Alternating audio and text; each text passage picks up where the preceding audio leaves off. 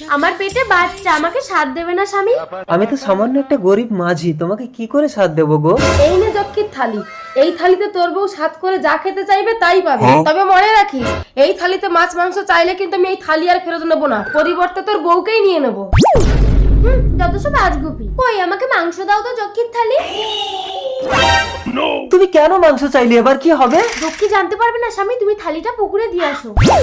ওই থালি আমি আর ফেরত নেবো না, অদৃশ্য শিকল দিয়ে তোর বউয়ের পা বেঁধে দিয়েছি, ওকে আমার পুকুরে ডুবিয়ে মারবো। না লক্ষ্মী দেবী, আমার বউকে তুমি নিও না। না, মানুষ হয়ে যক্ষীর সাথে লড়াই করা অসম্ভব। এই গাছে থাকে দৈত্য, এই গাছকে যদি জড়িয়ে ফেলি তাহলে দৈত্যই পারবে একমাত্র যক্ষীর হাত থেকে আমার বউকে বাঁচাতে। আমার বড়দাটা অদৃশ্য শিকল দিয়ে কে টেনে ফেলেছে? আমি যক্ষী, ওর বউ আমার থালি নষ্ট করেছে, তাই আমি ওর পায়ে অদৃশ্য শিকল দিয়েছি। তুমি আমার বড়দা ফেলেছো, আমি তোমার অদৃশ্য